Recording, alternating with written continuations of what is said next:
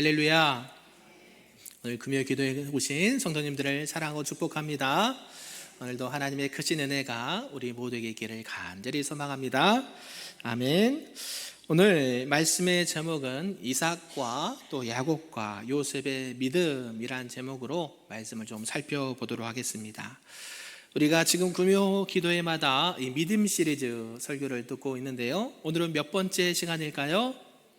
네, 7번째. 헷갈리시면 안 됩니다. 네, 지금 우리가 히브리서 11장 1절부터 이렇게 쭉 믿음에 대해서 계속 살펴보고 있고, 또 믿음의 선진들이 그 어려운 환난과 어려움과 인생의 여정 속에서 어떻게 하나님을 믿고 신앙생활 했는지를 살펴보는 이 믿음 시리즈를 하고 있다라는 것입니다. 사랑하는 성도 여러분, 우리는요 가끔씩 이런 생각을 해본 적이 혹시 없으십니까? 나는 내가 인생에서 이제 마지막 때가 되면 이런 고백을 하고 싶다라는 생각들이요, 내가 마지막 때가 되어서 내가 무슨 말을 남길까 그러죠. 우리 속담에도 있잖아요. 사람은 죽어서 호랑이는 죽어서 가죽을 남기고 사람은 그저 말을 남긴다 그러잖아요. 유언을 남기는데, 저와 여러분은 마지막 때에 내 인생에 있어서 어떤 말을 남기고 싶으십니까? 오늘 이 히브리서 11장 이 본문의 말씀은 믿음의 선진들에 대해서 말씀을 하고 있습니다. 그리고 이 본문 20절에서부터 22절까지는 참 독특한 이 공통점이 있는 것을 하나 발견하게 된다라는 것이죠. 이삭과 야곱과 요셉이 믿음의 사람들이었는데, 이 사람들이 모두 이 믿음의 사람에 대해서 소개를 하고 있는데, 어떤 상황을 소개하고 있느냐 봤더니 그들이 죽음을 앞둔 상황에서 이 믿음을 이야기하고 있다라는 것을 알 수가 있다라는 것이죠. 그들의 신앙과 믿음은 전쟁터에서도 드러난 것이 아니고, 또 기적을 행하면서도 드러난 것이 아니었습니다. 가장 연약한 순간, 또 그 생을 마감하는 순간에 그들의 입술에는 하나님의 약속이 담겨 있는 것을 보게 된다라는 것이죠. 아니, 한 사람이면, 아니 두 사람이면 그럴 수 있다라고 하지만, 세 사람이 이렇게 같이 믿음에 대해서 이야기하는데 어때요? 동일하게 죽음을 얼마 두지 않은 상황에서 이러한 고백을 히브리서 기자는 하고 있다라는 것이죠. 우리 사랑하는 자녀들이 저희 집에 4명이 있습니다. 다 아시죠? 모르시는 분도 계셔서 알려드립니다. 아들 둘에 딸 둘이 있는데요, 저희가 첫째와 둘째 생일이 같습니다. 1월 10일인데요 그거로 끝날 줄 알았더니 한 명 더 있어요. 우리 시은이까지, 셋째까지 생일이 한 날입니다. 우와, 그렇죠? 1월 10일이에요. 물론 우리 시은이는 여러 가지 상황상 생일을 맞췄지만 어찌됐건 호적상에, 등본상에는 생일이 하나입니다. 첫째와 둘째, 그럴 수 있습니다. 2년 터울이고요. 또 둘째와 셋째는 10년 터울이 돼요. 근데 생일이 같아요. 이게 일반적이진 않죠.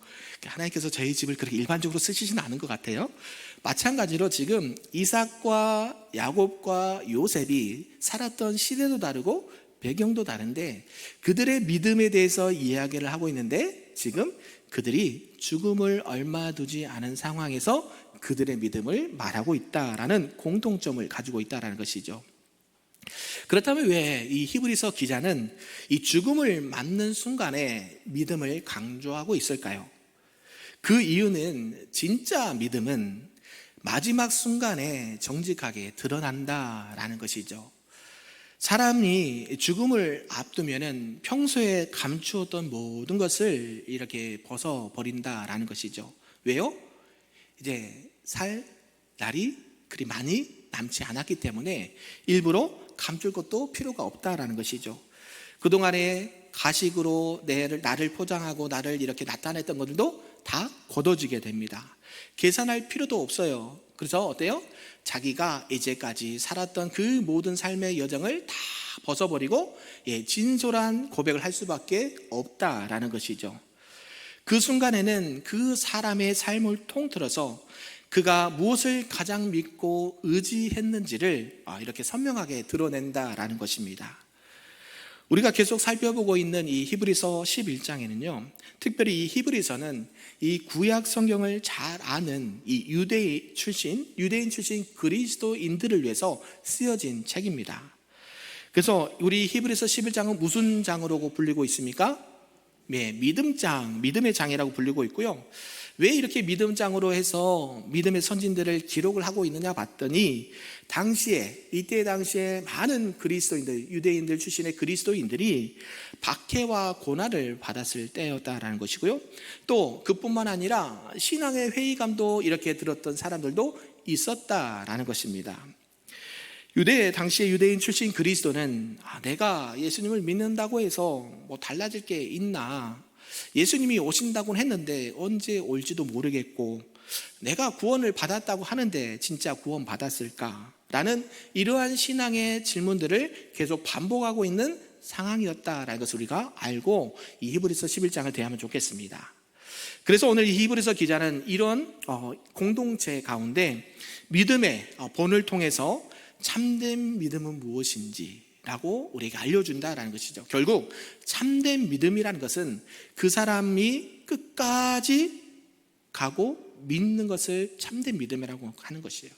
그가 죽음을 넘어서도 살아 움직인다라는 메시지를 포함하고 있다라는 사실입니다. 그래서 오늘 본문에는 이 아브라함이 아니라 그의 후손들 이삭과 야곱과 요셉을 선택해서 이 죽음을 맞이하는 사람들이 어떠한 믿음의 고백을 하고 있는지를 우리에게 알려주고 있다는 것이죠.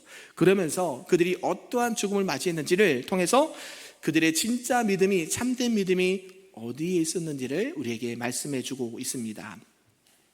우리가 구약에 보면 야곱이 나옵니다. 오늘 본문에도 나오죠. 이 야곱을 보면 그의 인생은요, 시행착오가 참으로 많았습니다. 형도 속였고요, 또 본인도 외삼촌에게 속았고요, 또 여러 자식들 문제 때문에 아픈 일들이 많이 있었습니다. 그런 야곱이 오늘 인생의 끝자락에서 뭐라고 고백하냐 봤더니 그는 지팡이를 짚고 하나님을 경배했다라고 말하고 있습니다. 지팡이를 짚고 서 있는 모습은 그의 인생의 상처와 또 이렇게 노쇠함을 말하고 있고, 또 은혜의 여정을 동시에 보여주고 있다고 할 수 있습니다. 그럼에도 불구하고 하나님 앞에서 머리 숙여 경배하는 사람이 바로 야곱이었다라는 사실입니다. 사랑하는 성도 여러분, 이게 진짜 믿음 아닐까요? 화려한 어떤 인생의 업적보다도 끝까지 하나님을 신뢰하고 살아냈던 사람, 우리 모두가 그렇게 살기를 주님의 이름으로 축복합니다. 이런 전체의 내용을 통해서 오늘 우리에게 주신 말씀 몇 가지를 좀 살펴보겠습니다. 그 첫 번째는 믿음으로 축복한 이삭을 들 수가 있습니다. 우리 본문 20절 말씀인데요, 다시 한번 읽어보겠습니다. 시작.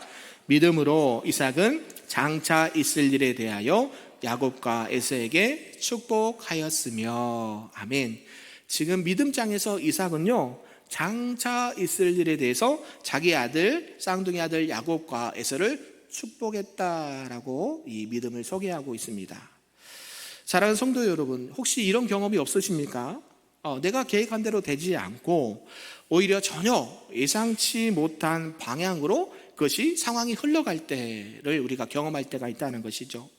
그럴 때 여러분의 마음은 어떻습니까? 혼란스럽지 않을까요? 당황스러울 때가 종종 있습니다. 오늘 이삭도 그런 상황을 경험했던 사람이었다라는 것이죠. 이 오늘 히브리서 본문은 짧은 그 본문이기 때문에 창세기 27장에서 나오는 이삭의 이야기를 알아야 됩니다. 그러니까 이 히브리서 이 11장에는요, 우리 구약의 많은 시대적 인물과 사건들이 함축되어 있다라고 보면 되겠어요. 그러니까 이 신약을 볼 때에 어디를 알아야 될까요? 예, 구약의 말씀을 알아야 돼요.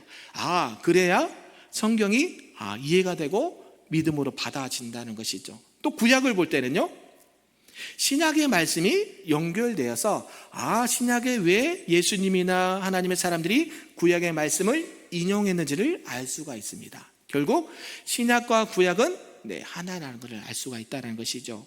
이 창세기 27장을 통해서 오늘 이삭의 믿음의 장면을 볼 수가 있는데요, 이때 당시에 이삭은 장자인 에서에게 축복을 주고자 했다라는 것이죠. 당시의 이 문화 속에는 이 장자의 축복은요, 그냥 단순히 너가 장자니까 더 큰 축복을 받아라, 이렇게 끝나는 문제가 아니었습니다. 단순한 이 가족 간의 유산 분배뿐만 아니라 하나님의 언약의 계승자로서 그 권한과 책임을 상징했다라는 것이죠. 그러니까 지금 이삭은 장자인 에서에게 그런 축복 주기를 원했습니다. 그게 일반적이죠. 우리들도 어떻습니까? 자녀들이 많으면 누가? 제일 큰 사람이, 그저 큰 아들이든 큰 딸이든 장자에게 복을 주시고자 하는 마음이 부모 마음이라는 것이고, 그게 관례죠. 이런 것들을 통해서 이삭도 장자인 에서에게 복을 주고자 했다라는 것이죠. 그런데 말씀을 기억나십니까? 당시 이 이삭의 아내 리브가와 둘째 아들인 야곱이 계략을 써가지고 이삭을 속입니다.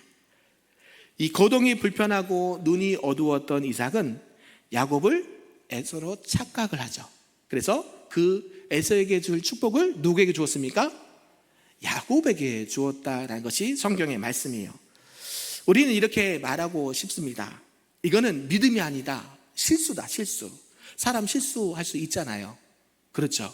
그런데 이것이 그냥 단순한 실수가 아니었다라는 것을 우리는 역사를 통해서, 말씀을 통해서 알 수 있었다라는 것이죠. 인간적으로 보면 단순히 착오였다라고 생각할 수도 있지만, 이 히브리서 기자는 그 인생의 순간에, 그 착오의 순간마저도 누가 개입하고 계셨다는 걸 말씀하고 있습니까? 하나님께서 그 인간의 사람의 실수를 통해서도 하나님의 주권과 섭리를 드러내고 있다는 사실을 우리에게 말씀하고 있다는 것이죠. 그래서 이미 한번 에서에게 줄 축복을 야곱에게 축복하고 나서 어때요? 그 일이 돌이킬 수 없는 누구의 뜻이었다? 하나님의 뜻이었다라고 고백을 한다라는 것이죠. 그러면서 이후에 뒤늦게 사냥을 하고 온 에서를 이렇게 위로를 합니다. 그런즉 내 축복을 내가 그에게 다 주었노라 라고 27장 33절에 고백하는 것을 보게 돼요. 자기 뜻과는 달라도 하나님의 섭리를 인정하고 순종하는 것이 바로 이 죽음을 앞둔 이삭의 믿음이었다는 것을 우리가 알 수 있다는 것이죠. 이처럼 이런 이삭의 이야기를 보면서 우리는 떠오르는 한 장면이 또 하나가 있습니다. 어떤 장면이냐면, 창세기에 보면 야곱이 늙어서 요셉의 두 아들을 축복할 때라는 것을 한번 생각해 보자는 것이죠. 야곱이 이렇게 요셉의 두 아들을 축복할 때에 보통 오른손에 그 축복을 받는 사람을 먼저 주거든요. 우리 하나님의 권능에선 오른손을 표시할 때 오른손을 표시하는데, 야곱이 이 요셉의 아들 축복할 때에 이 오른손이 첫째가 아니라 누구에게? 둘째에게, 이게 우리 안수한다 그러잖아요. 둘째에게 손이 가서 축복 기도를 하는 것을 보게 돼요. 이 둘째 에브라임에게 이렇게 축복하는 장면이 나옵니다. 그래서 요셉이 이렇게 아버지에게 말해요. 아버지, 지금 잘못하셨는데요. 장자는 지금 에브라임이 아니라 므낫세입니다. 므낫세. 아이고, 실수하셨네. 그러면서 다시 해달라고 하는데 아버지는 뭐라고 하냐면, 야곱아, 나도 안다. 야곱이 그래요. 나도 안다. 요셉아, 나도 안다. 그러나 장자는 아니더라도 네 동생이 더 큰 민족이 될 것이다 라고 축복의 메시지를 한다라는 것이죠. 그러니까 사람이 보기에는 실수 같고 사람이 보기에는 착오 같은데, 이러한 순간순간도 누가 개입을 하신다는 것을 알 수가 있어요? 하나님께서 하신다는 것을 알 수가 있다는 것이죠. 이 공통점은 뭐예요? 우리의 생각과 우리의 논리와 우리의 순서를 때로는 따르지 않으실 때가 있다라고 성경은 말씀하고 있습니다. 결국 이 모든 주권과 섭리는 누가 주관하고 계신다고요? 하나님께서 주관하고 계신다는 것을 우리가 이렇게 믿으시길 바랍니다. 결국 우리가 이해되지 못하는 순간이 있다 하더라도, 또 우리가 다 이해되지 못하는 방식과 방법이 있다 하더라도, 그 안에는 우리의 믿음으로 그 모든 것들을 인정하고 받아들이는 훈련이 필요하다라는 것을 말씀하고 있다는 것이죠. 오늘 본문의 이삭도 마찬가지입니다. 자신이 축복하려 했던 그 아들이 아니라 하나님께서 택하신 야곱에게 축복이 갔고 그것을 믿음으로 받아들였다라고 말씀해요. 이것이 언제 한 이야기예요? 야곱이 죽음을 얼마 두지 않은 상태에서 그의 믿음을 소개할 때 하고 있다는 것이죠. 이 한 일련의 사건을 통해서 야곱을 보면 평상시에 어떠한 삶을 살았는지를 유추할 수가 있습니다. 그의 삶은 매 순간순간마다 누구를 의지하고 신뢰했다는 걸 알 수가 있습니까? 하나님을 의지하고 하나님의 뜻을 받아들이는 그런 믿음의 삶을 살아갔다라는 것을 알 수가 있습니다. 짧은 이 본문의 말씀을 통해서도 하나님은 야곱의 전생의 믿음을 함축적으로 말씀해 주시는데, 그의 믿음은 결국 어떠한 순간과 상황이 닥쳐오더라도 이 모든 순간은 누가 개입하고 계십니까? 하나님께서 개입하시고 하나님께서 역사해 주시고 하나님의 뜻대로 모든 일들이 진행된다라는 사실입니다. 믿으십니까? 그래서 우리가 때로는 내 생각과 경험과 이성에 맞지 않는 일들이 펼쳐질 때가 있습니다. 누가 하실까요? 네, 하나님이 하신다는 거 믿으십니까? 네, 도저히 받아들일 수 없습니다. 그죠? 야곱의 에서의 입장에서는 그걸 받아들일 수 있었을까요? 없었을까요? 없죠. 그래서 어때요? 야곱에게 동생 잡히면 죽는다라는 마음으로 동생에 대한 시기와 질투로 평생을 살지 않습니까? 나중에 하나님께서 야곱이 다시 에서를 만날 때 이렇게 서로 화해하고 서로 만날 수 있는 은혜를 허락해 주시지만, 그 전까지는요, 야곱은 도망자의 신세였고 이 에서는요, 동생을 시기하고 질투하고 분노하는 마음으로 살았던 인물이었어요. 결국 우리의 뜻과 우리의 계획과 우리의 순서대로 우리의 인생이 펼쳐지지 않는다 하더라도 우리가 믿는 하나님은 우리 인생의 전반적인 것을 운행해 가신다는 사실을 믿으시기를 주님의 이름으로 축복합니다. 아멘. 그런 가운데 하나님께서는 그 실수까지도, 그 착오까지도 하나님은 역사하신다, 믿으시길 바랍니다. 그래서 우리가 신앙생활 할 때에 내 계획대로만 되면, 내 기도하는 대로만 되면 얼마나 좋겠습니까? 그렇지만 우리가 예기치 않는 상황도 맞닥뜨릴 수 있고, 또 내가 생각지 않은 어려움이 찾아올 수도 있고, 내 안에 분노와 시기와 질투가 일어날 수 있지만, 우리가 늘 주님 안에서 이 모든 인생의 여정이 누구 손에 달려있다? 하나님 손에 달려있다라는 것을 간곡히 믿으시기를 간절히 소망합니다. 아멘. 이제 두 번째는 믿음으로 경배한 야곱을 들 수가 있습니다. 우리 21절 말씀을 한번 읽어보겠습니다. 시작. 믿음으로 야곱은 죽을 때에 요셉의 각 아들에게 축복하고 그 지팡이 머리에 의지하여 경배하였으며. 아멘. 지금 야곱도 뭐라 그래요? 죽을 때에, 그죠? 죽을 때에 누구에게 축복해요? 각 아들에게 축복하고. 야곱의 아들은 몇 명인가요? 12명이죠. 이스라엘 12지파죠. 네, 여러분이 기억하셔야 됩니다. 12, 우리 7, 10, 12 성경에서 말한 것은 완전수를 의미해요. 그때 상황과 여건에 다르지만 12아들을 주시고 이 12아들을 통해서 12지파가 형성이 되고 가나안 땅이 12지파로서 그 땅을 분배를 받습니다. 결국 하나님께서는 그 완전한 인생을 경험하길 원하는데, 지금 야곱이 죽을 때에 요셉의 아들에게 축복하고 그 지팡이 머리에 의지해서 경배했다라고 말하는 거예요. 그러니까 우리 교회에도 연로하시는데 힘들게 이렇게 올라오신 분들이 얼마나 감사하고 은혜가 되는지 몰라요. 왜냐하면 지금 야곱도 지금 죽을 날이 얼마 남지 않았거든요. 그래서 그 하나님 앞에 어떠한 믿음과 신앙의 삶을 살아가는가 봤더니 각 아들에게 축복하고 뭐에 의지해서? 지팡이에 의지해서, 지팡이 머리에 의지해서 경배했다라고 말해요. 이 말씀을 보면서 우리가 어떤 마음이 드냐면, 우리가 나이가 점점 들어가고 몸이 쇠약해지고 병이 찾아오면 우리 입에서 나오는 말이 어떤 보통 말일까요? 탄식일 수도 있고요, 후회일 수도 있고요, 아니면 감사일 수도 있습니다. 우리가 여러 가지 인생의 끝자락에서 보면 여러분의 입술에는 어떠한 그 고백이 나올까요?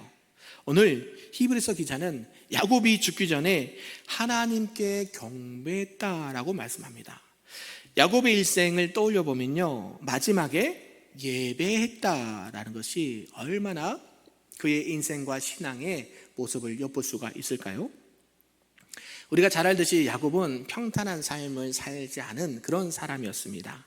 실수도 참 많았습니다. 형을 속이고, 그죠? 아까 말씀드렸지, 팥죽 한 그릇에, 그죠? 팥죽 한 그릇에 장자권을 빼앗고, 그리고 또 삼촌 집에 가서 속임도 당하고, 또 많은 상처와 아픔들이 있었다라는 것이죠. 그런 인생이었습니다. 그런데 그런 그가 죽기 전에 히브리서 기자는 어떻게 말씀하냐면 경배했다라고 고백해요. 믿으십니까? 지팡이에 의지한 채 여호와를 경배했다라는 것이에요. 오늘 이 본문의 말씀을 좀 이해를 하려면 창세기 48장을 좀 보셔야 됩니다. 요셉의 두 아들이 있어요. 므낫세와 에브라임을 데리고 아버지 야곱에게 데려옵니다. 야곱은 이때 당시에 눈이 어두웠고 병하겠다라고 성경은 말씀해요. 그러면서 그의 손을 교차해서 에브라임, 곧 둘째에게 장자의 축복을 허락해 주었다라는 것이죠. 우리가 그냥 어떻게 생각하면 손을 잘못 올렸다라고 생각할 수 있잖아요. 두 아들이 있는데 이렇게 그냥 축복하면 되는데 어떻게 해요? 일부러 어긋맞아서 둘째에게 이런 축복을 주고 있다는 것을 알 수가 있다는 것이에요. 그리고 이런 장면은 단순한 손바꿈이 아니라 하나님의 선택을 믿고 그대로 했다는 것을 알 수가 있어요. 게다가 그는 지팡이의 머리에 의지해서 경배했다라는 것은 지금 육체적으로 어떤 상황일까요? 가만히 서서 여러분 저처럼 서서 예배 드릴 수 있는 그런 몸의 상태도 아니었다라는 것이죠. 지팡이를 의지하지 않고는 지금 서 있을 수 없는 상황인데 지팡이를 짚고서도 뭐를 했다고 얘기해요? 하나님을 경배했다. 아멘. 하나님을 예배했다라고 말합니다. 그래서 우리는 건강할 때에 감사하고 찬양하는 거 누가 못하겠습니까? 근데요, 몸이 약해지고 인생의 죽음을 앞둔 이 상황에서 야곱은 하나님을 경배하고 예배했던 인생을 살았던 믿음의 사람이다라고 고백을 하고 있어요. 저와 여러분도 그런 은혜가 있기를 소망합니다. 이와 비슷한 장면이 이 다윗의 마지막 고백에도 나타나 있는데요. 열왕기상 2장에 보면 다윗의 아들 누굽니까? 솔로몬이 나오죠. 이 솔로몬에게 유언을 하는데 이렇게 말합니다. 내 하나님 여호와의 명령을 지켜 그 길로 행하라 라고요. 지금 다윗이 죽을 날을 얼마 남지 않고 사랑하는 그 솔로몬 아들에게 뭐라고 얘기를 하고 있냐면 내 하나님 여호와의 명령을 지키고 그 길로 행하라 라고 고면하고 있습니다. 다윗은 이스라엘의 몇 번째 왕이었습니까? 두 번째 왕이었습니다. 이스라엘을 통일하고 많은 부와 많은 권력과 많은 물질을 가지고 있던 그런 다윗이었어요. 일반적으로 우리가 이렇게 그 임금의 자리를 이렇게 아들에게 줄 때 무엇을 얘기할까요? 이 나라를 지키려면 어떻게 해야 되고 또 전쟁을 하려면 어떻게 싸워야 되고 또 이런 상황에서 백성들을 다스릴 때는 어떻게 해야 된다라고 얘기해주고 싶지 않을까요? 그렇죠. 부모 입장에서는 자녀들이 이제 부모는 곧 가는데 자녀들이 너가 남아서 이렇게 나라를 다스리고 잘 통제했으면 좋겠다라고 알려주면 좋겠는데 다윗은 그런 것 하나도 얘기하지 않고 뭘 얘기해요? 내 하나님 여호와의 명령을 지켜 행하라라고 권면하고 있다라는 거예요. 이게 다윗의 죽음을 맞이하는 고백이었다라는 것을 알 수가 있습니다. 결국 야곱도 다윗도 자손들에게 하나님의 손길과 하나님을 선택하라는 그런 믿음의 유산을 남기고 있는 것을 알 수가 있습니다. 사랑하는 성도 여러분, 우리도 참으로 많은 인생의 실수와 또 많은 아쉬움이 있는 인생들입니다. 때로는 내 삶의 과정에서 창피해서 숨고 싶고 감추고 싶은 것도 많이 있습니다. 그렇다고 해서 우리 하나님이요 우리를 포기하지 않으신 줄로 믿습니다. 우리의 마지막 고백이 하나님은 뭘 되길 원하시냐면 결국 야곱처럼 다윗처럼 하나님을 경배하고 하나님을 경외하고 하나님을 섬기는 그런 믿음의 사람이 되기를 원하신 줄로 믿습니다. 저와 여러분도 인생의 마지막 끝자락이 되었을 때에 이러한 신앙과 믿음의 고백이 있기를 간절히 소망합니다. 아멘. 마지막 세 번째는 이제 믿음으로 유언한 요셉을 말씀하고 있습니다. 22절 말씀인데요, 우리 한번 크게 읽어볼까요? 시작. 믿음으로 요셉은 라고 또 자기 뼈를 위하여 명하였으며. 아멘. 지금 믿음으로 이삭은, 믿음으로 야곱은, 믿음으로 요셉은 이렇게 지금 말씀하고 있습니다. 임종시에, 그죠? 동일하죠. 죽을 때가 다 됐을 때 임종시에 뭐라고 고백을 하냐면 이스라엘 자손들이 떠날 것을 말하고, 여기는 무엇을 말할까요? 어디서 떠난다고 말하고 있을까요? 요셉이 살았던 곳이 어디예요? 마지막 때 애굽 땅이었잖아요. 애굽의 총리였잖아요. 그러니까 애굽의 총리로서 지금 이스라엘 백성들이 어딜 떠날 것을 말하고 있어요? 애굽을 떠날 것을 말하고 있고, 또한 그때 자기 뼈를 위하여 명하였다라고 말해요. 죽음을 앞두고 이 마지막 유언을 남긴다는 말, 아까 처음에도 말씀드렸듯이 어떤 말을 하고 싶습니까? 사랑한다, 후회한다, 잘 되길 바란다, 이렇다, 이렇게 얘기할 수 있는데, 요셉은요, 하나님께서 너희를 앞으로 이렇게 인도하실 것이다 라고 이렇게 고백을 하고 있다는 거예요. 그리고 자기의 그 뼈를 가나안 땅으로 가져가라 라고 말하고 있어요. 가나안 땅은 어떤 땅일까요? 하나님께서 아브라함 때부터 약속하신 언약과 축복의 땅이라는 것이죠. 원래 고향에서 있다가, 그죠? 고향에 있다가 뭐가 들었어요? 7년 동안 기근이 들었잖아요. 그때 먹고 사는 문제 때문에 애굽에 와서 양식을 구하다가 형들이 팔아버린 그 요셉과 만나게 되고, 그 일련의 과정들 통해서 그 형제들과 그 백성들을 애굽에 와서 같이 생활을 했거든요. 그런 상황 가운데 지금 요셉이 무슨 날을 기다리고 있어요? 죽을 날을 기다리면서 마지막 때에 임종시에 마지막 말이잖아요. 이스라엘 자손들이 애굽을 떠나게 될 것을 말하고, 그 떠날 때에 누구 뼈를 가져가라고요? 자기 뼈를 가져가서 하나님께서 약속하신 언약과 축복의 땅에 묻어달라라고 고백을 하고 있다는 것이죠. 이게 누구의 믿음이에요? 요셉의 믿음이라는 거 믿으십니까?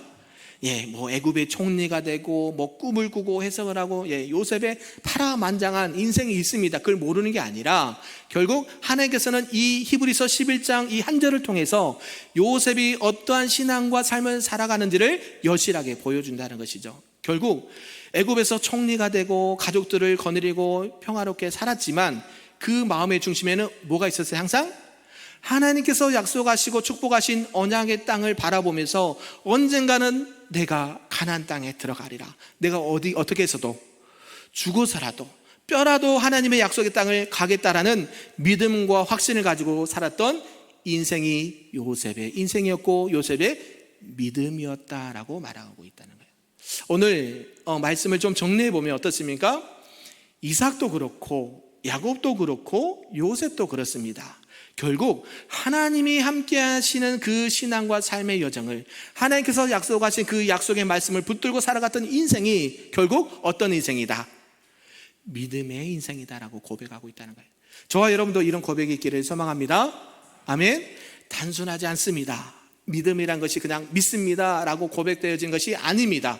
그 인생의 수많은 어려움과 환경과 여정 속에서도 끝까지 하나님의 말씀을 붙잡고 내가 마지막 날에 나는 이러한 유언과 이런 말씀들을 후손들에게 남겨주겠다라는 그런 믿음의 고백이 있기를 간절히 소망합니다.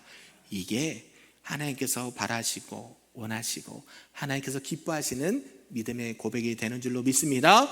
이런 고백과 신앙과 믿음이 우리 교회와 우리 성도님들과 가정 안에 충만하시기를 주님의 이름으로 축복합니다.